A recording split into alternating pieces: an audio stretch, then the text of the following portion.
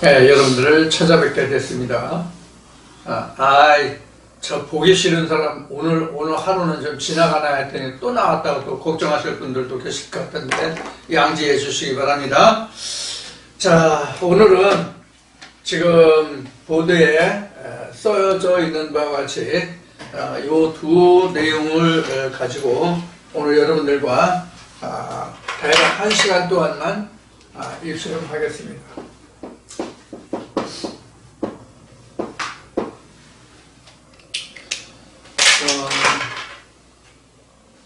이제 이 말씀을 들으시는 분들 중에 이 말씀이 그 상당한 그 무게감을 가지고 있는 중량감, 그 크기를 가지고 있는 말씀이라고 생각하시는 분들이 많이 계시죠.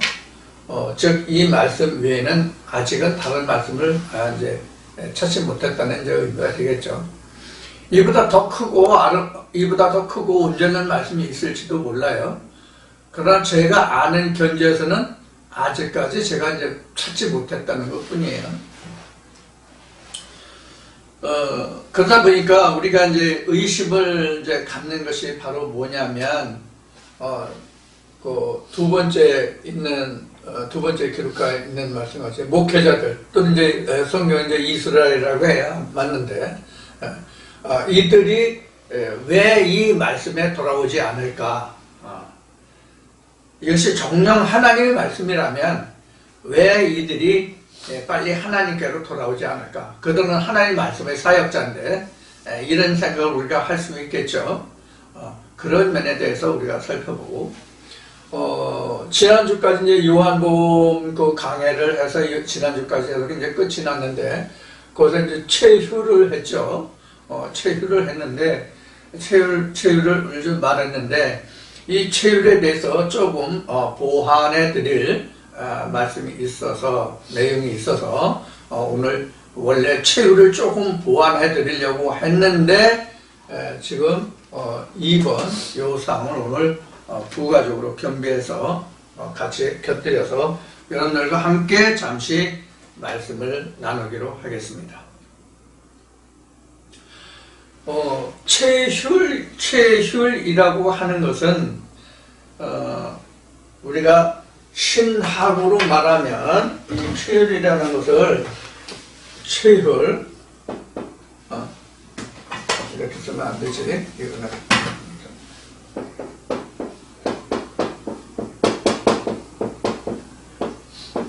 체휴이라고 말하면 이게 무엇과 같으면요, 그림을 그리면요, 이것과 똑같은 것이 체휴래요. 여러분이 잘 이제 얼른 마음에 와 닿지 않기 때문에, 그 뜻이 얼른 와 닿지 않기 때문에 그런 오해를 할 수 있다는 생각이 들어서 이렇게 하는 거예요. 그럼 우리가 보면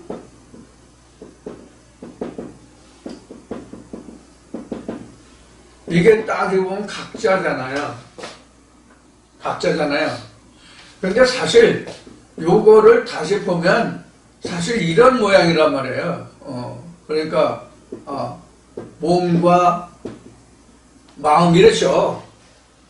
우리 일반적으로 생각할 때 각자의 그 몸의 구조가 몸과 마음으로 되어 있잖아요. 몸과 마음으로 되어 있는데 여기에 하나 더해서 여기다 하나님의 말씀인 지성수를 이렇게 쌓는다 또는 들어온다 라고 생각하시지 말고 이렇게 생각하시면 돼요. 이게 이제 이렇게 마음을 좀 크게 그렸습니다. 이해를 돕기 위해서 이 마음 속에 하나님의 말씀이 이렇게 들어오는 거예요. 하나님의 말씀이 이렇게 들어오는 거란 말이에요. 내 마음 속에 하나님의 말씀이 들어와요. 내 살에 오는 게 아니거든.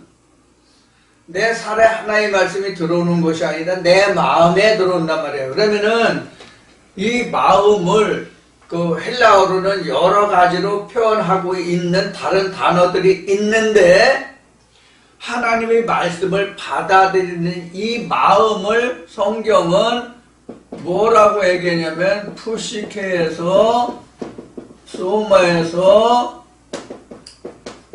퓨뉴마 이렇게 말했단 말이에요. 원래 이 마음이라는 게 헬라어로 카르디아인가 뭐 그렇게 그 생각이 드는데 생각되는데 근데 이거를 말하는 게 이를 말하는 게 아니라 푸시케 소마 퓨뉴마 이렇게 지금 쓰기 때문에 이거 진짜 같이 보이네.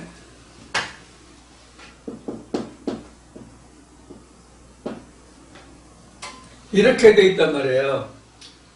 그러니까 우리가 이런 것을 조금 더 구성이라는 그 되어지는 과정을 좀 더 자세히 좀 알 필요가 있다는 의미에서 오늘 좀 보충 설명을 드리고자 하는 거예요.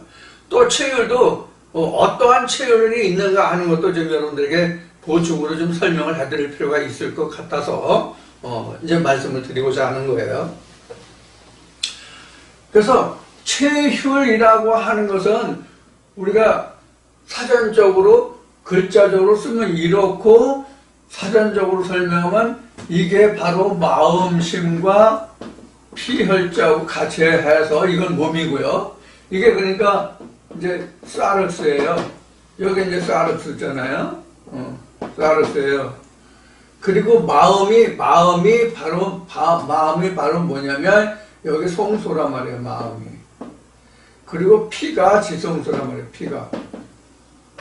피가 왜 성소냐면 노아의 홍수 심판 이후에 하나님이 사람들에게 그 고기를 먹을 거를 줬잖아요. 식물로 줬어요. 먹거리로 줬어요. 먹거리를 줬는데 그 피는 먹지 말라고 그랬잖아요. 피는 왜 먹지 말라고 했냐면 피는 생명이니까 먹지 말라고 그랬어요.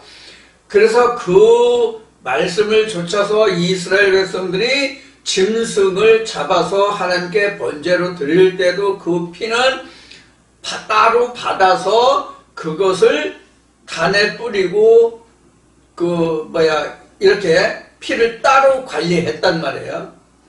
그래서 예수도 그 2000년 전 유대 땅에 왔을 때 내 피와 살을 먹고 마시는 자는 하나님께 생명이 있다 이렇게 말씀하시는 거란 말이에요. 그래서 이제 피가 바로 그 지성소라는 말씀에 해당하는 이제 이런 관계가 돼요. 그래서 체휼을 한다는 이야기는 요 모양이 우리는 그 모세를 통해서 하나님이 보여주신 성막 또는 장막 오늘날로 얘기하면 교회 이렇게 이제 얘기하죠. 그런데 이게 하나님이 이거는 이제 건물이잖아요. 우리가 흔히 하는 건물 교회를 두고 얘기하는데 성경은 사실 이런 교회를 두고 말씀하시는 게 아니잖아요. 요한복음 우리 이제 공부 마쳤는데 요한복음 2장 3장 보면은 예수가 뭐라 그래요? 이스라엘 백성들이 40여 년 동안 걸쳐서 지은 이 성전을 허르라 내가 3일 만에 짓는다 이러잖아요. 그 3일 만에 짓는 성전은 내 마음속에 이루어지는 성전이거든요. 여기 이렇게 새 도막으로 그려 보였지만 사실 예수가 말하는 3일 만에 세우는 성전은 요 부분만 이야기하는 거예요. 요 부분을 3일에 세운다 그런 뜻이란 말이에요. 그러니까 이 체휼한다고 하는 이야기는 바로 이 전체가 느낀다는 뜻이에요. 그러니까 내 온 몸이 다 몸과 마음과 피로 다 느낀다는 뜻이에요. 이게 체휼이에요. 그래서 이 체휼이라는 말씀을 드릴 때에 제가 뭐라고 그랬냐면 인간은 아무리 부부 사이가 된다 할지라도 아내가 남편을 남편이 아내를 서로가 아무리 뜨거운 사랑으로 결혼했고 뜨거운 사랑으로 죽을 때까지 살았다고 할지라도 부부지간에 상대방이 느끼는 좋은 일이나 나쁜 일이나 어떤 것이든지 간에 체휼하지 못하고 산다 하는 얘기를 그동안 여러 번 했어요. 기억하시는지 모르겠는데, 이 체휼은 우리 인간적인 언어로 썼어요. 이 체휼은 인간적인 언어로 썼지만 인간은 체휼하고 사는 인간이 없어. 인간과 인간은. 네?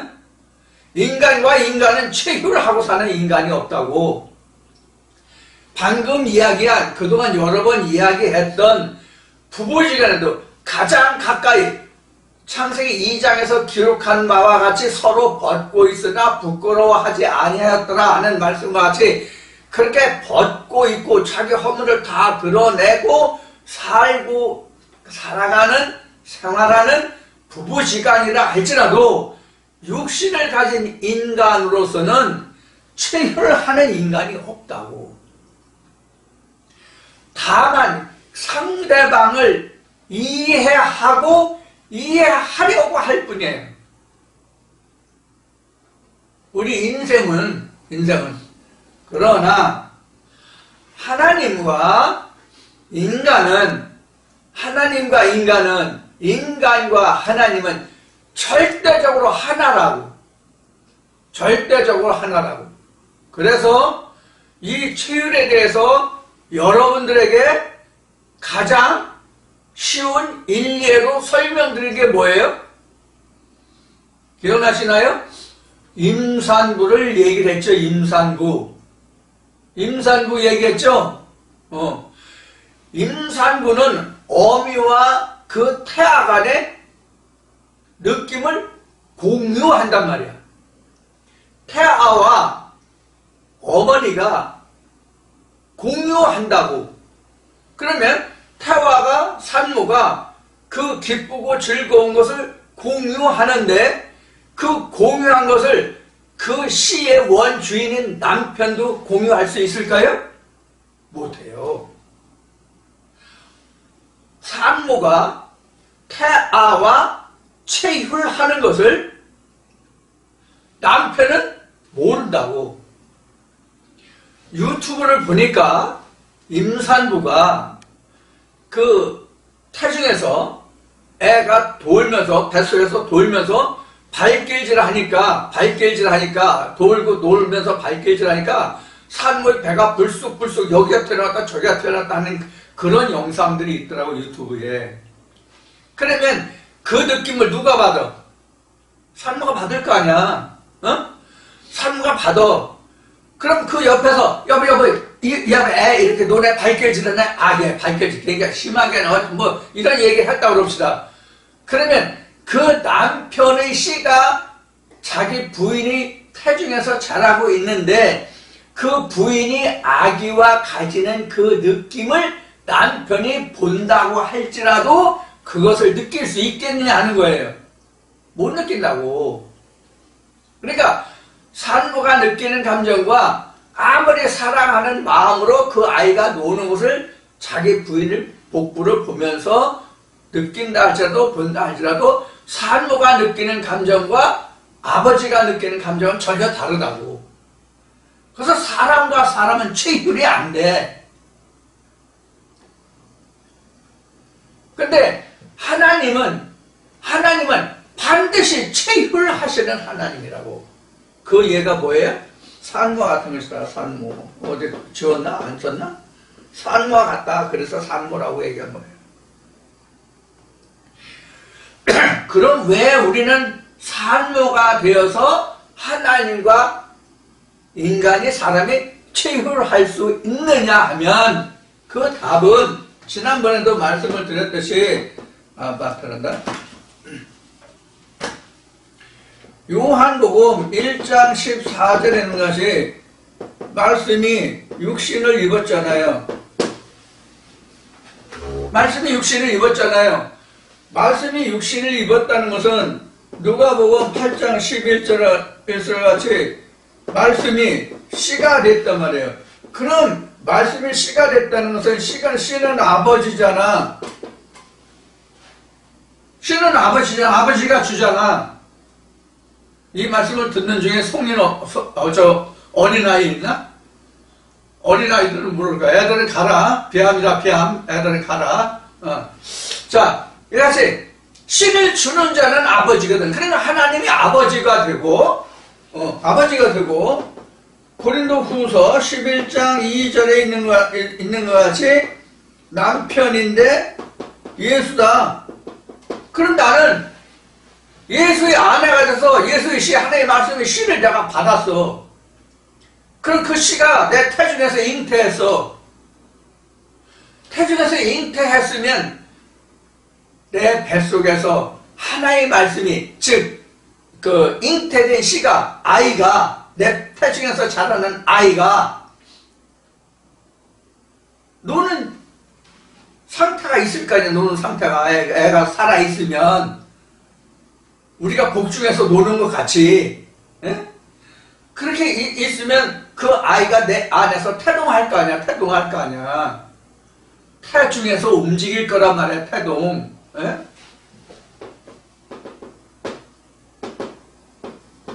태동할 거란 말이야. 태 속에서 아이가 노는 걸 태동이라고 한단 말이에요. 그럼 우리도 가슴이, 우리 마음이 하나님의 자궁이 돼서, 말씀을 받는 자궁이 돼서, 그 자궁에서 하나님의 씨, 하나님의 아들 예수가 자랄 거 아니야. 그럼 그 예수가 내 안에서 놀고, 태동하는데 내가 못 느껴요? 나는 하나님의 아내야. 하나님의 아내로 하나님의 씨를 받아서, 하나님과 사랑해서 하나님의 씨를 받아가지고 내 속에 예수의 씨가, 하나님의 아들이 내 안에서 자라고 있어. 그러면 출산하기까지 이 애가 내 태중에서 자랄 거 아니야. 이게 체율이라고, 이게.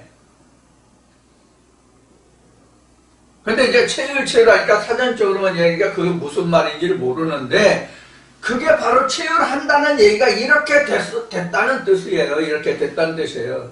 다만 지성소의 크기가, 지금 크기가 하나님 말씀의 크기로는 이런 것만 차이 있는 거예요. 이제 좀 다시 그럽시다.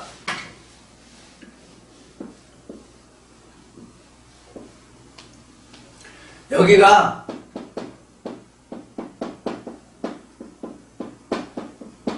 지성소인데 우리가 체율이라는 의미로 여기가 태중이라고 이야기합시다. 우리 현재는 태중과 같은 거니까. 태중이라고 하는 또 다른 말은 우리가 아직 아버지의 보좌에 가지 않은 상태의 천국 생활이 태중이에요. 복중이고요. 태중 또는 복중. 이건 창세기 27장인가 25장인가. 여기 보면 복중에 두 국민이 싸운다는 말이 있죠. 에서와 야곱이. 그거예요. 자, 이렇게 지금 되는 거라면요. 여기는 성소고, 여기는 뜰이고, 이건 사실 각자의 육신이에요, 이거는요. 각자의 육신을 얘기하는 건데, 이렇게 토막 그림을 그리니까 이게 각자의 육신이다, 이렇게 얘기하는데, 사실 이 전체가 각자의 육신이에요, 이 껍데기 전체가. 우리 몸 전체가 육신이라고, 이게 속막이라고. 그러니까 사람으로 그리면 이런 거예요. 똑같은 거예요. 이게 머리, 가슴, 다리, 이런 거 똑같아요. 머리, 가슴, 배 해야 맞나? 머리, 가슴, 배 하면 이제 곤충인데, 머리, 가슴, 배, 그리고 다리가 6개면 이제 곤충이죠. 이렇게 머리, 가슴, 배 형식이라고. 여기 머리, 가슴, 배. 그래서 여기는 창세기 3장 19절 말씀같이 그냥 여기는 세상에서 나는 것을 먹고 세상에서 먹는 것을, 세상에서 나는 걸 먹고 세상에서 이제 싸는 것을 싸고 또 나중에 죽으면 세상으로 가고 이렇게 돼 있는 거란 말이에요. 요 성소라고 해당한 요 가슴이라고 얘기한 마음 또는 푸시케, 요 마음 또는 영어로 이걸 소울이라고 하죠. 소울은 이제 혼이라는 말인데, 근데 헬라어로 이제 푸시케로 되어 있죠. 푸시케 되어 있어요. 이 푸시케는 완전히 그 자기 몸만 향하는 그 본질, 인간의 본질적인 마음을 사실 푸시케라고 해야 돼요.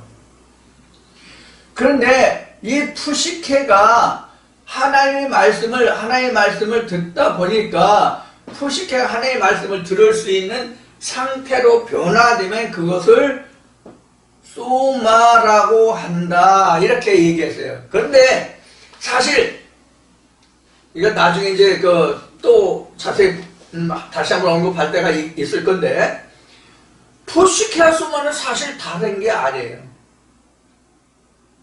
푸시케와 소마는 전혀 다른 게 아니라고. 이게 어떤 의미냐면 지금 창세기 25장 했잖아요. 에서와 야곱 잉태는 리브가 에서와 야곱 잉태는 두 궁백수 싸운다는 말씀이 나오잖아요. 그런 상태를 이야기하는 거예요. 지금 요 부분에 푸시케와 소마가 두 국민이 있는 것과 같다고. 그래서 누가 더 득세하느냐 하는 얘기예요. 소마가 득세하느냐, 푸시케가 득세하느냐. 소마가 따로 있는 게 사실은 아니라 푸시케 안에 소마가 되는 거예요. 푸시케 안에. 그럼 푸시케는 뭐고 피우는 마음이냐? 푸시케는 사르스를 위한 것이고 소마는 표뉴마를 위한 것이라고. 그래서 이 푸시케라는 속에 사르스를 위한 것과 표뉴마를, 그러니까 두 가지가 지금 있는데, 사르스 쪽은 푸시케고 표뉴마 쪽은 소마란 말이에요. 한 마음속에 어떤 것을 많이 쫓아가고 추구하느냐의 상관관계예요. 무슨 뜻인지 이해가 되시죠? 그래서 그 소마라는 것은 푸시케 속에 들어있는 것으로 하나님의 말씀만을 받아들일 수 있는 다른 한 영역이야. 푸시케가 이렇게 있다면, 이게 지우고 합시다. 푸시케라는 영역이 이렇게 있어. 에? 푸시케라는 영역이 이렇게 있어. 그러니까 하나님 말씀을 듣다 보니까 여기 이만큼 자리 잡았어. 이게 1번이야. 오늘 듣다 보니까 또 여기에 이렇게 조금 잡았어. 이게 2번이야. 오늘 또 이렇게 하다 보니까 여기가 3분이야. 여기가 4번이야. 이렇게 생겨나는 거예요. 내 마음속에 이런 말씀 저런 말씀 부분적으로 이렇게 생겨나는 거예요. 그러다가 나중에 1번, 2번, 3번, 4번에서 이렇게 n번까지 가. 이렇게 해서 이것이 이렇게 되다 보면 어느 날 이렇게 돼가지고 요 지금 사선 부분은 여기가 하나님의 말씀이 자리 잡고 있고, 여기는 원래의 그 푸시케만 남아있어. 이런 뜻이란 말이야. 이런 뜻이라고. 요 한 부분이 남아있기 때문에 이것이 둘째 사망의 근거가 되는 거예요. 이게 이스라엘 역사로 보면 여호수아 때 가나안 땅을 정복했잖아요. 가나안 땅을 정복해서 각 지파에게 다 나눠줬어. 각 지파에게 다 나눠줬는데 일부 멸하지 못한 족속이 남아 있었죠. 그게 이런 부분이에요. 여기에 살지 어느 살지 몰라. 지금 이렇게 한쪽으로 몰아진 거로 지금 그림을 그렸잖아요. 여기에 흩어져서 각자의 마음 어디서 어디를 흩트릴지 몰라. 이게 사사기에서 말하는 이스라엘 백성들이 하나님 안에서 하나님만을 쫓아가고 하나님께 열심히 살았을 때는 그들이 안연한 삶을 살았는데, 이걸 잊어버리고 망각하면 어떻게 됐어요? 그 본토에 살고 있는 이방 족속들이 이스라엘 족속들이 경작한 그 모든 것을 다 탈취해가는 사건들을 여러분들 사사기에서 보셨죠? 말씀을. 그런 거예요. 내 마음속도 이렇다고. 자, 그래서 체휼이라는 말이 바로 이런 거예요. 그래서 이걸 신학적으로 말하면 체휼한다고 하는 것은 신학적으로 말하면 이분설, 삼분설과 같은 뜻이에요. 체휼이라는 것은 이분설, 삼분설이라는 거예요. 그래서 우리는 원래 1분에서 2분으로 갔다가 3분이 됐다가 다시 이것이 합해져가지고 요것이 이제 합해져서 육신이 살아있을 때는 이렇게 2분으로 됐다가 이것이 이제 이게 이제 육체의 의미니까 육체의 땅으로 가잖아. 창세기 3장 19절이나 히브리서 말씀같이 흙에서 온 건 흙으로 가잖아. 그러면 내 마음과 이 피우니마는 내 마음이 사실은 피우니마가 된 거지. 그럼 이건 하나가 되잖아. 그럼 결국은 2분으로 됐다가 1분은 땅에서 오니까 땅으로 가고 나머지 1분은 하늘에서 오니까 하늘로 가고 이것이 전도서 3장에서 하는 이야기예요. 이것이. 그러니까 2분이나 3분이나 이게 신학자들은 뭐 2분이 옳다 3분이 옳다 얘기하는데 10분도 괜찮고 100분도 괜찮아. 10분도 괜찮고 100분도 괜찮다고. 이거 쪼개면 10분만 되겠어요? 100분만 되겠어요? 몇 분 되겠어요? 이거를 찍고 또 찍고 찍고 또 찍고. 지금 우리는 간단히 하나님이 우리에게 보여주시는 것이 이렇게 보여주시기 때문에 이것만 가지고 이야기하지만 사실 이 안에서 얼마나 많이 쪼개져 있는데, 이 맨 밑에 이거 지금 뜰이라고 한 부분, 사륵스라고 한 부분, 이것은 오늘날로 얘기하면 모든 교파의 교회들이에요.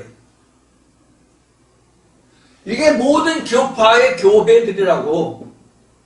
그러면 모든 교파의 교회들이 얼마나 많은 다양한 교리들이 있어요? 네? 얼마나 많고 다양한 교리들이 있냐고. 거기서 우리는 이렇게 진급을 해오는 거든. 세상 말로 표현하면 프로모션 하는 거예요. 진급하는 거예요.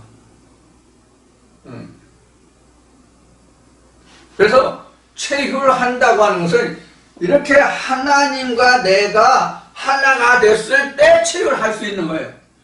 그러니까 체휼한다는 이야기는 하나님과 내가 부부가 돼서 잉타가 돼 있다는 얘기예요. 잉타가 안 되면 체휼 안 돼요.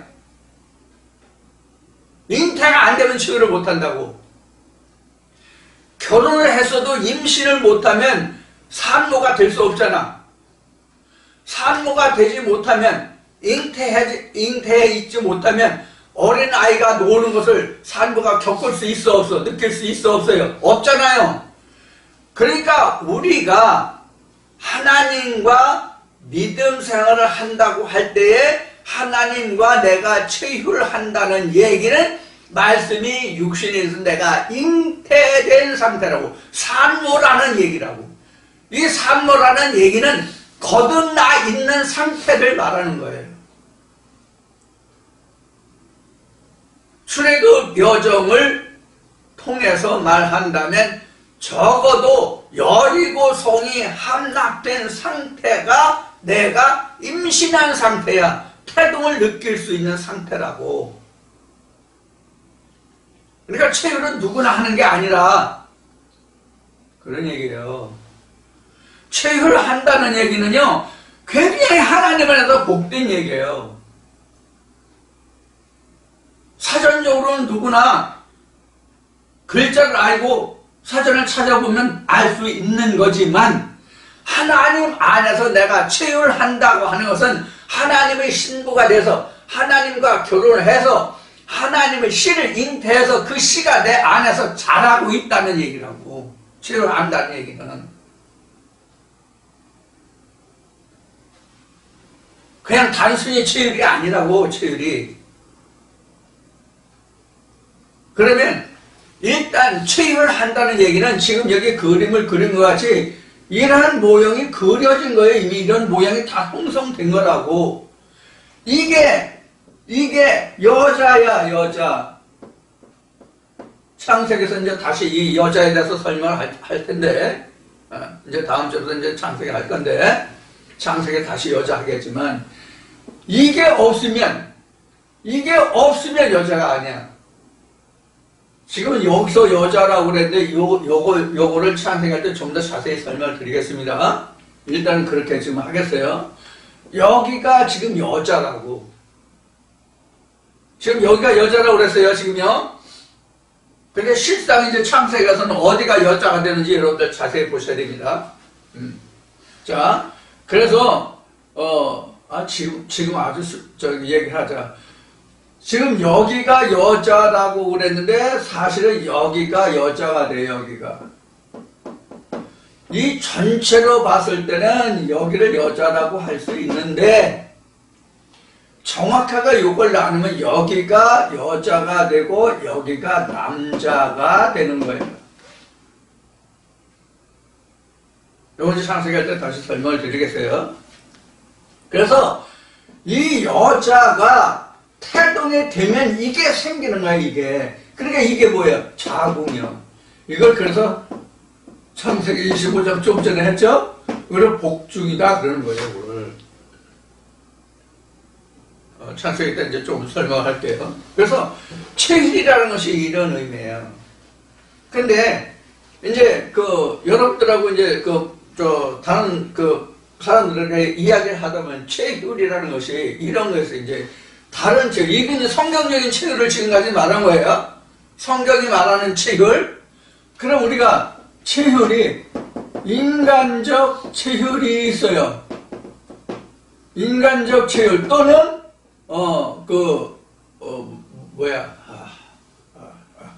그렇지.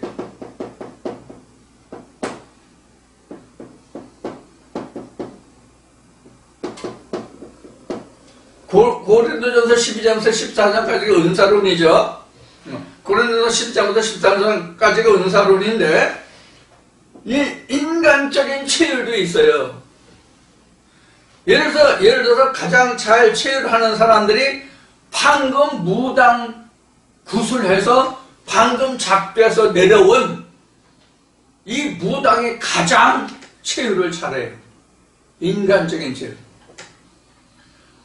당신 안방에 못 박은 게 있어. 거기 누구 누나인데 그게 뭐가 어때? 거기 조상식 뭐가 와 있어. 이런 거예요, 이게 자기가 마음속으로 이게 느껴지는 거든. 내가 거기 있고 그것을 본 것 같이 얘기하는 이런 체휼도 있단 말이에요. 어떤 사람이 무당집에 점치러 왔는데, 너 뒤에 누가 하나 따라오네? 그거 누구야? 네 신랑이야? 네 남편이야? 네 아버지야? 애인이야? 이런 식으로 물어본단 말이에요. 분명히 한 사람 들어왔는데 그 사람은 그런 걸 봐. 이것도 체휼이라고 말할 수 있어요. 이것도 체휼이라고 말할 수 있는데 이것은 푸시가 아니라 사르스적인 체휼이에요. 사르스적인 체휼. 육신에 관한 체휼이라고. 육신에 관한 체휼. 어떤 사람이 지금 다른 얘기하는 어떤 사람이 무당집에 갔어. 무당이 딱 봐. 아주 근심 걱정이 가득 찼구만. 뭐 때문에 그래? 그럼 술술 다 몰죠. 근심 걱정이 참. 무당집에 가면 뭔가 궁금해서 갔겠지. 답답하고 아쉬운 게 있어서 갔겠지. 그러니까 자기가 다 알 수 있나? 그러니까 넘겨짚고 얘기하는 거야. 그런 거 많이 나와요. 여기서 보면은. 유튜브에서 가끔 무당들 헛소리 같은 거 듣고 웃고 깔깔대고 적이 있는데, 바로 그런 거라고. 그러니까 무당은 들어보고 자기가 그동안 했던 저거를 부채 한번 저리고 딸랑딸랑 방울 흔들고 상대방이 한 얘기를 듣고, 우리 할아버지가, 애기 동자가 뭐라고 하는데 이렇게 하래 저렇게 하래. 그런 식이거든, 이거. 그거 나보고 하라면 잘할 거야. 나 사기꾼 기질이 많아가지고. 여러분들 점치러 올 사람 없어? 나한테는 한번 와봐. 이제 이런 거거든요. 그래서 이게 인간적으로도 이렇게 할 수 있는 그런 것이 있어요. 이게 이제 가장 쉬운 게 이제 무당의 예라는데 무당이에요. 근데 우리가 살아가면서 여러분들 우리 인간에게 감각기관이 몇 개 있다고 그래요? 오감이 있다고 그러죠. 오감. 오감이 있는데 사람이 또 오감 외에 하나 있는 게 뭐냐면 영감이라는 게 있어요. 영감. 영감이라고 하는 게 있다고. 이 영감은 누구든지 다 가지고 있는데 이 영감이 유난히 예민한 사람이 있어요. 영감이 유난히 예민한 사람이 있어. 이런 사람을 세상적으로 말하면 아, 저 사람 신기가 있다 이렇게 얘기해. 아, 저 사람 신기가 있네. 그거 누구면 너 오늘 저 조심해. 오늘 뭐 별일 없니? 너 오늘 좀 안 좋아 보인다. 오늘 뭐 무슨 일이 있을 것 같다. 너 오늘 조심해라. 이렇게 얘기하는 사람들 있잖아. 예를 들면 너 오늘 차 조심해라. 뭐하라. 해서 오늘 너 뭐 보니까 좀 좋지 않을 것 같아. 이렇게 말하는 사람들 있거든요. 이게 바로 신기라고 하는 건데 이게 바로 영감이에요. 사람에 따라서 그 감각이 발달해 있는 사람이 있거든. 그래서 오감 위에 또 하나인데 그것을 우리가 육감이라고도 하고 또는 영감이라고도 말해요. 육감은 여섯 육자에서 육감도 있고 그 다음에 이렇게 그 몸으로 느낀다고 해서 육감이라고 하는 얘기예요. 사실은 육감이라는 게 이런 여섯 육자 오감 위에 육감이라는 게 아니에요. 그 오감이라는 것은 우리가 그 입맛 같은 거 보는 거 있잖아요. 보고 듣고 이거 느끼는 거. 청각, 미각, 시각 이런 이제 오감 뭐 이렇게 하는 거 이제 그런 것들인데 그런 거 말고 이제 이런 것들이 있단 말이에요. 그래서 최혈이라는 것이 바로 이런 것들이에요. 그래서 최혈이라는 것은 히브리서 그다음에 베드로전서 두 군데의 최혈에 관해서 나오니까 이 최혈이라고 하는 것이 지금 방금 말씀드린 이러한 것들이다 하는 것을 여러분들이 다시 한번 깨달으시고 지금 방금 말한 그 육신에 대한 체육 이런 거는 가능하면 제한하는 게 좋아요. 제한하는 게 좋아요. 그리고 육신에 대한 체육은 믿음의 삶에서 도움이 되는 것에 대해서는 우리가 은사론적으로 활용할 수도 있는 부분이 있어요. 은사론적으로는. 그래서 저 사람이 이렇게 하다가는 믿음에서 떨어지고 가정에서도 저기 하고 교회에서 저기 하고 그런 위험성이 있다고 할 때는 그것에 대해서 상대방에게 조언해주고 격려를 해줘서 거기서 벗어나게끔 해주니까 신앙에 도움을 줄 수 있는 은사에 써먹을 수 있단 말이에요. 은사에 활용할 수도 있단 말이에요. 그런데 그것이 전적으로 세상에서 내가 보니까 너 지금 장사를 하고 있잖아. 야, 어디에 뭘 투자하면 너 돈을 벌겠다는 게 예를 들어서 눈에 보였다고 그래봐요. 육감을 느꼈다고 그래봐요. 이렇게 체일했다고 그래봐요. 그런 것이 우리 믿음 안에서라고 한다면 이것은 좀 생각해볼 겨를이 있단 말이에요. 생각해볼 부분이. 그 사람이 영적으로 흐를 것이냐 세상적으로 흐를 거냐가 문제가 되기 때문에 하는 얘기예요. 그리고 덕이 되는 것도 있고 덕이 안 되는 것도 있고 그래서 이런 것은 우리가 살펴서 조심 없이 하면 안 된다 하는 의미에서 체유를 두 가지로 말씀을 드렸어요. 자, 체유를 이 정도에서 마치고 다음은 그 목회자들의 회개에 관한 문제를 좀 말씀을 드리겠습니다.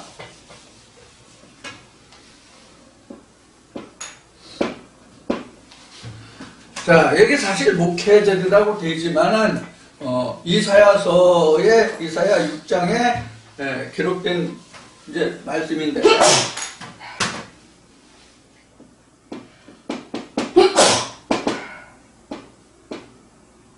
이제부터 15절까지인가? 몇 절까지인가? 있을 것 같아. 그, 목회자를 해결했는데, 사실은 이거는 이스라엘이에요.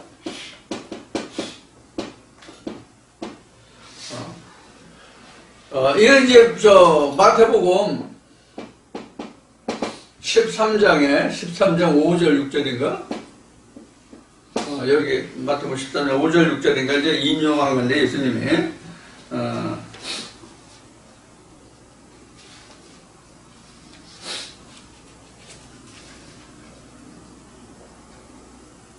마태복음 13장 5절 6절이 아니라 14, 15절이네.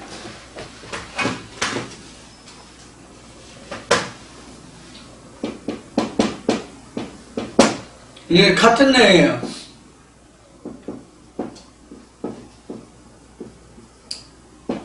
동일한 내용인데, 이런 질문을 가끔 들어요. 지금 우리가 듣는 이 말씀을 우리 들으시는 분들 중에는 이 말씀이 진리다, 이 말씀 외에는 다른 진리의 말씀이 없다, 이 이상의 말씀이 없다 하는 이야기를 하시잖아요. 저도 그렇게 생각해요. 그래서 저도 이 말씀을 믿고 여러분들에게 전하고, 또 제가 이 말씀을 전하는 것은 어떤 신학에서 아니면 어떤 그 스승이 있어가지고 멘토가 있어가지고 그 사람한테 내가 배워서 이것을 여러분들에게 전하는 것이 아니라 나와 하나님과의 관계에서, 나와 하나님과의 씨름에서 얻어지는 것을 여러분들에게 드리는, 말씀을 전해드리는 거거든요. 그럼 이제 전에도 다른 동상에도 있지만은 저에게의 멘토는 하나님과 예수예요. 인간으로, 사람으로는 저에게 멘토가 없어요. 부가적인 멘토가 있다면 사전적인 설명을 도와주는 사전이 있죠. 히브리어와 헬라어를 좀 가름해보는, 사전을 색인해보는, 찾아보는 그런 것이 있기 때문에 세상적으로 말한다면 헬라어와 히브리어가 나의 멘토가 되겠죠. 말씀의 이해를 돕는. 그 외에 인간적인 아무런 도움이 없단 말이에요. 그러니까 저는 멘토가 하나님과 예수라고 말할 수뿐이 없는 거예요. 즉 성경이 저의 멘토죠. 초창기에는 저한테 목사님의 멘토는 누구예요? 어느 목사님한테 배웠어요? 라는 질문을 가끔 받았어요. 없다, 나는 하나님이다 라고 이제 얘기를 했지만 실상이 그러니까. 자, 그런데 지금 이제 여러분들에게 말씀을 드리고자 하는 지금 목회자들, 이스라엘의 그 회개에 관해서는 이사야서가 가장 잘 기록해놨고, 구약에서는, 신약에서는 예수가 마태복음 13장 14절 15절에서 잘 기록을 해놨어요. 그래서 우리가 이러한 내용들을 확실히 알지 못하기 때문에 왜 이 좋은 말씀이 있는데, 확실한 생명의 말씀이 있는데 왜 신학자들은, 목회자들은, 목사들은 왜 이 말씀에 돌아오지 않을까 하는 물음표가 생기는 그런 일이 있는데, 왜 그러냐 하는 것을 이 말씀을 통해서 여러분들에게 간단히 설명을 해드리고자 합니다.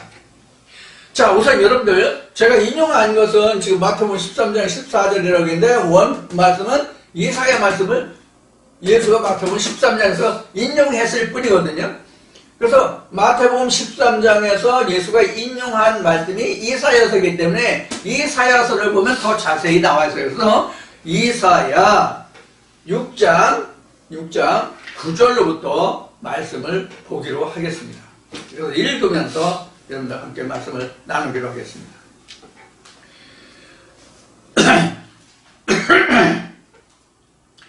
여호와께서 가서 이 백성에게 이르기를, 너희가 듣기는 들어도 깨닫지 못할 것이요 보기는 보아도 알지 못하리라 하여 이 백성의 마음으로 둔하게 하며 그 귀가 막히고 눈이 감기게 하라. 염려컨대 그들이 눈으로 보고 귀로 듣고 마음으로 깨닫고 다시 돌아와서 고침을 받을까 하노라. 이렇게 기록하세요. 자, 그러면 여기까지 모습을 봅시다. 9절, 10절, 두 절만 봅시다. 그러면 이 말씀이 결국은 하나님이 이스라엘 백성들에게 향하여 하시는 말씀이거든요. 이사야를 통해서. 그러면 하나님이 이스라엘 백성들을 향해서 하시는 말씀은 이스라엘 백성들이 눈을 뜨고 깨닫고 하나님께 돌아오라는 얘기예요. 그렇지 못하게 하라는 얘기예요. 지금 6절, 9절이 그렇지 못하게 하라는 내용이에요. 돌아오지 못하게 하라는 내용이라고. 자, 다시 볼까요? 자, 이사야 6장 9절 다시 봅시다. 여호와께서 가라사대, 여호와께서 누구에게 말해서 가라사대냐면, 가라사대는 말하기를 그런 뜻이에요. 이사야에게, 여호와께서 이사야에게 가라사대 말씀하시기를, 가서 이 백성에게, 이스라엘 백성에게 이르기를, 너희가 듣기는 들어도 깨닫지 못할 것이요 보기는 보아도 알지 못하리라. 보고 들어도 너희가 보지 못하고 깨닫지 못할 것이다. 하나님의 이사야를 통해서 선지자를 통해서 너희들에게 이스라엘 백성들을 보여줘도 그런데 그 다음에 10절 보면 이 백성의 마음으로 둔하게 하면, 누가 둔하게 한다고 하는 거예요? 하나님이 이 백성을 이스라엘 백성으로 마음으로 둔하게 하며 그 귀가 막히고 눈이 감기게 하라 염려컨대. 여기서 나오잖아요. 눈은 감기고 귀도 막히고 그들이 염려컨대 눈으로 보고 귀로 듣고 마음으로 깨닫고자 깨닫고 돌아와서 그냥 그들을 듣지 못하게 하고 보지 못하게 하고 깨닫지 못하게 해서 내게 돌아오지 못하게 하라고 지금 말씀하고 계시다고.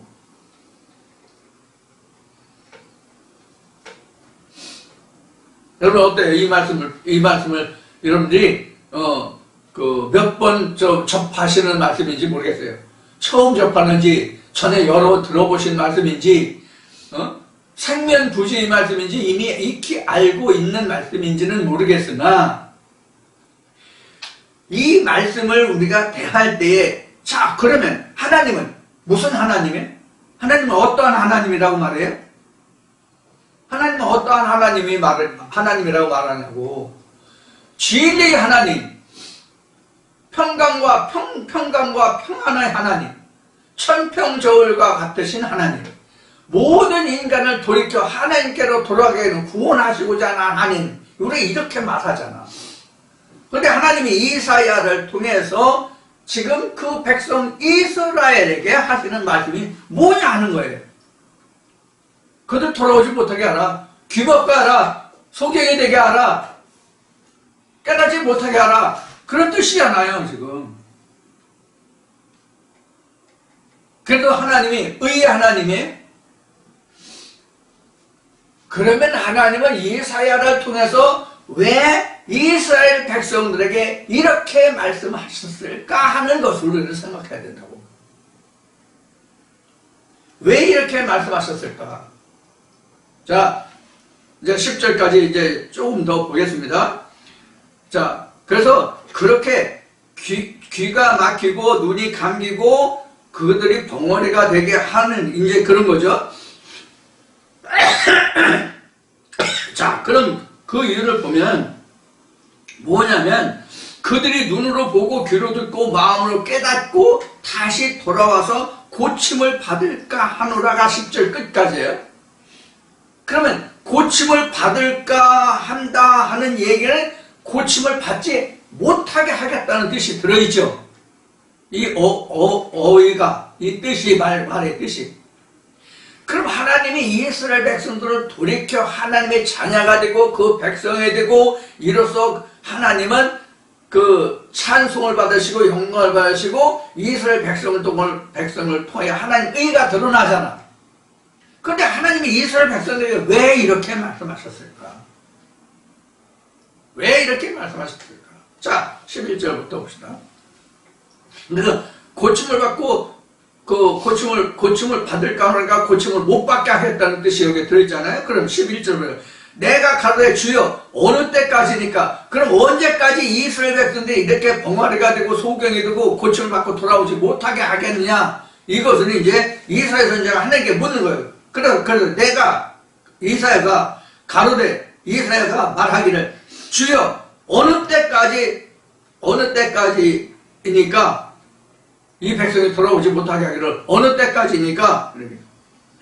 대답하시되 성읍들은 황폐하여 거민이 없으며 가옥들에게는 사람이 없고 이 토지가 전폐하게 되며 사람들이 여호와께 멀리 옮기어서 이 땅 가운데 패한 곳이 많을 때까지니라. 이렇게 했어요. 자, 그러면 여러분들 11절에서 12절까지 봤는데 11절, 12절을 보면서 여러분들은 어떤 생각이 듭니까? 무엇이 생각납니까? 11절, 12절은 무엇을 얘기냐면요, 70년 바벨론 예언이에요. 지금요 시작이에요. 70년 바벨론 지금 멸망 시작이에요. 자, 요거를 말씀드리는데 조금 더 말씀드릴게요. 한 다음에. 자, 13절. 그 중에 10분의 1이 오히려 남아있을지라도 이것도 삼키운 바 될 것이나 밤나무, 상수리나무가 배임을 당하여도 그 그루터기는 남아있는 것 같이 거룩한 씨가 이 땅의 그루터기다. 이렇게 됐어요. 자, 그러면 지금 이 얘기했잖아요. 바벨론 70년 얘기했잖아요. 이제 이사야 선지자는 남북 이스라엘의 선지자로 사역했던 선지자예요. 에레미야는 이제 남유다를 위해서 사역했다고 할 수 있고요. 그래서 사실은 이사야와 에레미야가 거의 동시대에 사역을 했는데 에레미야가 좀 후에 사역을 했다고 보면 될 거예요. 그래서 이게 70년 바벨론에 관한 얘기인데 이들이 70년간 바벨론 포로살이를 하면서 이들의 그 죄를 회개케 했단 말이에요. 그럼 이스라엘 백성들이 다 회개했습니까? 이스라엘 백성들이 다 회개했어요? 아니에요. 바벨론에 붙들려 간 자들 중에 가장 대표적인 것이 누구예요? 다니엘과 그 친구들이죠. 이 사람이 이스라엘의 그루터기가 됐다고. 그 뒤에 뭐 스가랴도 나오고 뭐 학사 에스라도 나오지만 이런 사람들이 그루터기가 됐다고. 하나님의 선지자로 있던 사람들만 그루터기로 남았다고. 이들만. 근데 그 말씀에 보듯이 그 그루터기가 다 남은 게 아니라 10분의 1 거기 나왔죠. 10분의 1이 오히려 남았을지라 이것도 삼키운 바 될 것이나. 여기 각종 나무로 지금 설명을 하고 있다고. 자, 그러면 하나님이 이게 성읍들이 다 황폐하여 고민이 없으며 가옥이 들에는 사람이 없고 뭐 이렇게 완전히 그 폐허가 된 상태를 말하죠. 요 상태를 보면 여러분들 어느 말씀 어느 부분이 생각납니까? 어느 말씀 어느 부분이 생각나요? 하나님이 아브라함을 만나서 가나안 땅을 언약하실 때의 상황이 생각이 안 나요?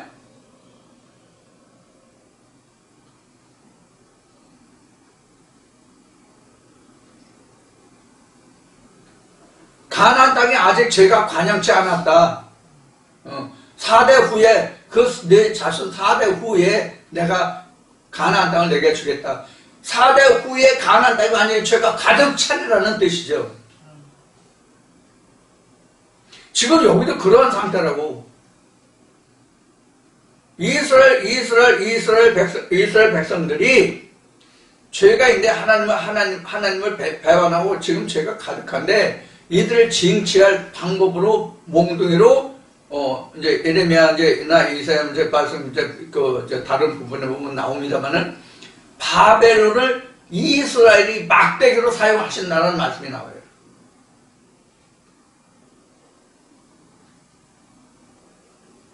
그래서 에레미야서를 보면 에레미야가 이스라엘 이스라엘 제사장들 앞에 나가서 너희가 바벨론의 느부갓네살 멍에를 매야 될 거라고 얘기하니까 이 거짓 선자 이 개떡 같은 놈아 어느 하나님이 그렇게 말하는 우리가 믿는 하나님은 바벨론을 우리가 이겨서 우리가 승리하려고 했는데 너는 왜 바벨론에 지어서 우리가 그 종이 되어야 한다고 해가지고 얼마나 핍박을 했습니까? 그래서 하나님이 그 증거로 에레미야에게 나무 멍에를 메고 그 선지자들 앞에 나가게 하셨어요. 그러니까 거짓 선지자들이 뭐라고 그랬어요? 이렇게 개떡 같은 새끼가 있어요. 그래서 나무 멍에를 꺾었죠. 그래서 하나님이 그 대신 뭘 져주셨어요? 쇠멍에를 져줬다고. 쇠멍에를. 이렇게 이스라엘 백성들이 하나님의 선자의 음성을 이렇게 들었다고. 지금도 마찬가지라고. 지금도. 그러면 이들에게 말하자마자 하나님의 말씀이 이러이러하다라고 말했을 때 바로 돌이켜서 돌아오면 하나님이 그들에게 지금까지 하나님을 배반하고 하나님의 백성들을 핍박하고 그 피를 빨던 그 사람들을 징치할 수 있어요, 없어요? 못하잖아. 악에서 돌이켜 의로 돌아오면 하나님이 그를 전의 것은 기억하지 않는다고 하셨거든. 이게 에레미야의 에스겔에 써있는 아비 신포도와 그 아들의 관계를 설명하신 말씀이에요.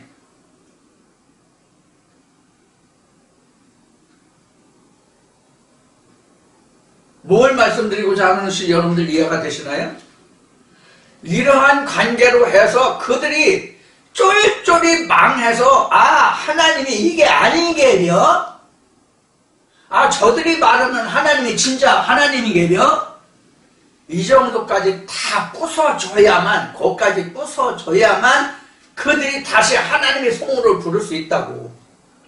이게 가나안 땅의 그 아브라함에게 대한 언약과 지금 이사야 6장에서 하나님이 이사야에게 이들이 이스라엘 백성들이 어느 경지에까지 가야만 그들이 다시 하나님께로 돌아올 수 있다 하는 것을 지금 하나님이 설명하고 계신 거예요.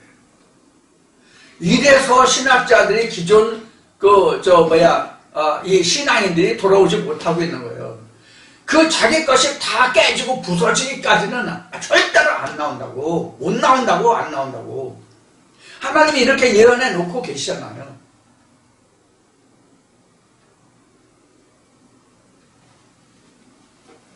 그래서 제가 항상 말하는 것이 뭐냐면, 저도 한때는 이런 얘기 하면 저도 부끄러운 건데, 어제도 뭐 그런 얘기를 어느 분들과 얘기했지만은, 저도 한때는 이 말씀을 제게 이제 주셨을 때, 하나님 주셨을 때, 그러면 이 많은 교회의 수많은 사람들은 그럼 뭐 1000만이니 1200만이니 하는 이 교회의 그 모든 사람들은 그럼 어떻게 됩니까, 하나님?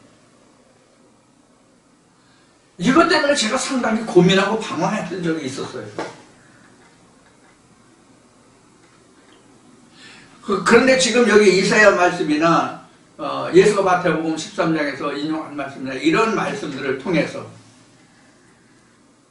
내가 실상을 파악하게 됐고, 이건 물론 역사적인 기록이지만은 이런 것을 통해서 실상을 기록하게 됐고, 이사야에 있나? 열왕기 어디에 있나? 여기에 있나 보면은 이 하나님 여호와의 동풍이 부는 날에는 나무의 열매가 우수수 여호와의 동풍에 다 불어 떨어지고 풀과 어린아이라도 헤아릴 수 있을 정도의 2-3개, 3-4개 뿐이 안 달린다고 성경은 기록하고 있다고. 이런 말씀을 보면서도 하나님 그러면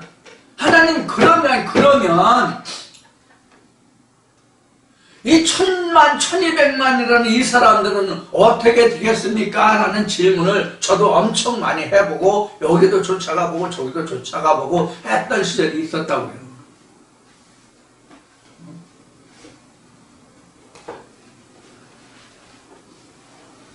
그의 말씀을 차츰차츰 이렇게 깊이 있게 하나님께서 열어주시고 말씀해 주시면서 아 그렇다. 구원의 백성은 심히 적도다. 그래서 천국은 좁은 문으로 들어가는데 좁은 문으로 들어가고자 해도 들어가기 힘들다라는 말씀이 자꾸 그게 부각이 되면서 아 이래서 하나님이 이런 사람들을 귀를 막아 놓으셨구나. 지금 있는 말씀과 같이 눈도 못 보게 하고 귀도 못 보게 하고 깨닫지 못하고 둔하게 만들고 그래서 더욱더 죄악으로 빠져서 전부 다 세상 말로 하면 완전히 패가 망신해야 그때야 내 주여 내가 죽게로 가오니 내가 몽땅 까먹고 거지가 됐으니 주여 나를 다시 붙들어 주시옵소서. 그게 바로 이제 복음서에 나오는 탕자의 비유예요. 다른 말로 하면 십자가를 짐이에요. 자기가 다 쏟아놔야 겨우 하나님을 찾게 돼 있는 거예요. 이 말씀을 들으시는 분들 중에도 아직도 하나님의 말씀이 들리는 것이 둔하게 들리고 확실하게 보이지 않으면 혹시 내가 내려놓을 것이 많지는 않은가? 아직 안 내려놓고 내가 보지 못할 것을 보는 것이 많지는 않은가? 한번 생각해 볼 수도 있는 문제예요. 나는 다 내려놨다. 나는 없다. 라고 말할 수 있지만 하나님이 말씀하시기를 네 생각과 내 생각은 다르다고 하셨잖아요. 그러니까 하나님이 보시기에 하나님이 들어갈 자리가 없으면 하나님이 못 들어오시는 거라고. 찬송가에 있는 것이 나 주를 믿노라며 문 단단히 걸어 잠그니 참 나의 수치라는 찬송가가 있잖아요. 그런 거예요. 나는 다 열어놓은 것 같은데 뭔가 문을 안 여는 부분이 있어. 그래서 하나님이 못 들어오셔. 이런 것은 없는지 우리가 자기 자신을 항상 살펴봐야 된다는 얘기입니다.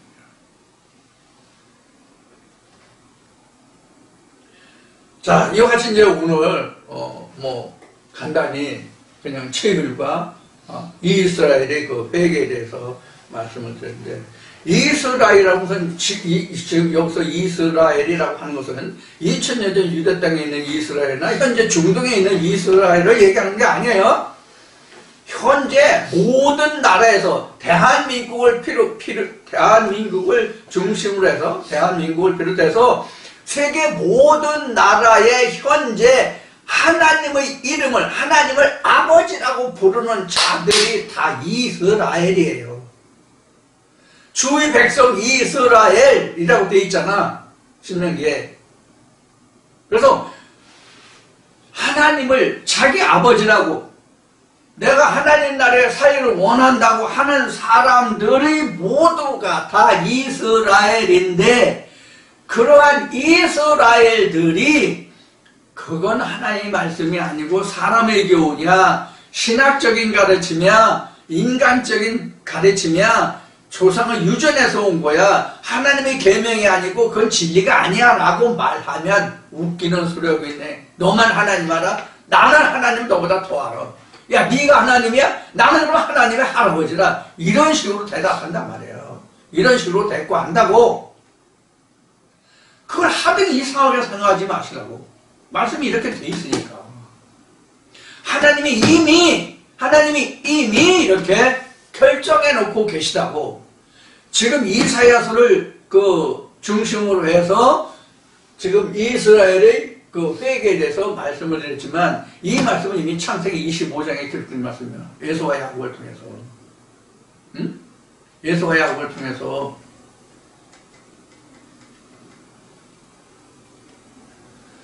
자, 여러분들은 이러한 성경에 기록된 말씀이 왜 이런 말씀이 있는지를 여러분들이 잘 기억하시고, 왜 하나님의 역사가 이러한 진리의 분명한 말씀이 있는데도 불구하고 왜 하나님께서 진리를 충만하게 역사하지 아니하실까? 또는 왜 이 확실하고 온전한 말씀이 있는데도 불구하고 왜 목사들이 듣지 않을까? 이런 걱정을 하실 분들이 있을 것 같아서 오늘 이런 말씀으로 나누면서 이런 것에 대한 염려와 궁금증보다는 지난번 요한복음 21장 마지막 부분에 내가 올 때까지 저를 붙들어 둔다고 할지라도 너와 무슨 상관이냐, 너는 나를 따르라, 이 말씀이 있었잖아요. 그래서 우리는 무엇보다도 중요한 것이 저 사람이 어떻게 되고 이게 진짜 복음이면 왜 저 사람들이 이 말씀을 받지 않을까 하는 것이 걱정할 게 아니고, 그것이 문제가 되는 것이 아니라 과연 내 영혼이 정말로 하나님과 함께하는 이 순간이 되고 있느냐, 아니면 무엇 때문에 그러고 있느냐, 내 자기 한 영혼을 담당하고 내 한 영혼을 먼저 돌아봄이 마땅하다, 이렇게 말씀을 드리고 싶어요. 우리가 이렇잖아요. 부부가 사랑해서, 어느 청춘 남녀가 하지, 부부가 아니라 어느 청춘 남녀가 눈에 뿅 가서 눈에 뿅 가가지고 눈에 콩깍지가 껴서 결혼을 했어. 결혼을 해서 서로 알콩달콩 진짜 이불 속에서 밖에 나가도 서로 손잡고 팔짱 끼고 물고 빨고 살아. 이렇게 너무나도 사랑해. 그러다 세월이 흘러 늙어 죽게 돼. 그러면 아내가, 남편이 죽으면 따라 죽어요? 같이 죽어요? 못 죽죠? 마찬가지예요. 저 사람이 믿음에 이르렀다고 내가 믿음에 갈 수 있는 것이 아니고, 저 사람이 죽었다고 해서 내가 따라 죽을 수도 없는 거잖아요. 나는 나예요. 나는 나라고. 그래서 오늘 끝으로 이 얘기 또 하겠습니다. 이거 내가 매일 하는데, 요 사이상에 이 말 자꾸 하게 되네.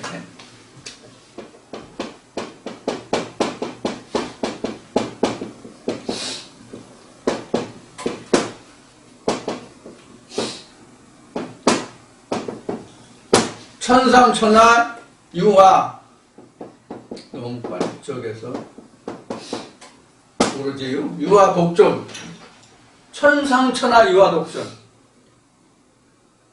나와 똑같은 모습과 DNA 유전자를 가지고 태어나는 사람은 나 한 사람 외에 영원부터 영원까지 없어요. 다시 말씀드려요. 나와 똑같은 모습으로, 나와 똑같은 모습과 DNA 유전자를 가지고 이 세상에 태어나는 사람은 영원부터 영원까지, 하나님이 6,000년 전에 이 세상을 창조하셨든지, 자연과학자들이 말하는 것 같이 수십억 년, 수백억 년 전에 이 세상이 생겨서 사람이 있었든지, 아니면 유인원이 무엇을 진화해서 생겼든지 간에 막론하고, 이유야를 막론하고, 나와 같은 똑같은 모습과 DNA 유전자를 가지고 나타나는 세상에 왔다 가는 인생은 내가 영원히 하나뿐이다. 나 하나뿐이다. 그 말의 뜻이 천상천하 유아 독존이에요. 우리가 학교 다닐 때 배운 게, 저도 학교 다닐 때 이 말을 내가 세상에서 제일 잘난 놈이다, 이런 뜻으로 배웠는데 아니더라고. 하나님 안에서 이 말을 깨달으니까.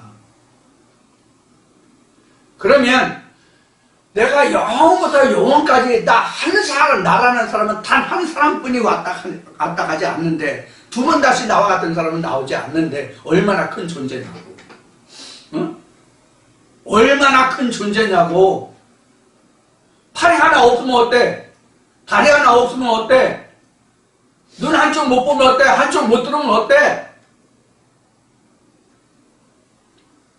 내가 최근에 만난 참 아픈 사람 중에 암 수술해가지고 젖가슴을 떼어낸 여자분을 만나서 내가 마음 앞에 좀 기도하고 좀 그런 적이 있지만은, 그래서 수술해서 없으면 어때? 자궁 적출을 해서 여자 기능을 잃어버렸어. 그거 어때? 남자가 성불구자가 돼서 어때? 그래도 나는 나 하나뿐이 없어. 영원히 영혼도 영원히 나 하나뿐이 없어. 그러니까 우리 그것을 갖다가 자존감이라고 얘기했는데 자존감 떨어뜨릴 필요 없어요. 나는 나예요.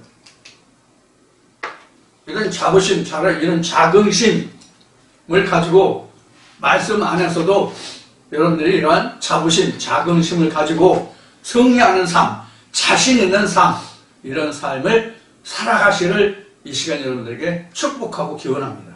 이 축복한다는 얘기는 참 오래간만에 하게 되는데, 축복하고 기원합니다. 축복한다는 이야기는 세상처럼 물질적 그런 축복이 아니라 10편 133편에서 말하는 하나님의 영생의 복을 말하는 그런 축복이 여러분들에게 함께하기를.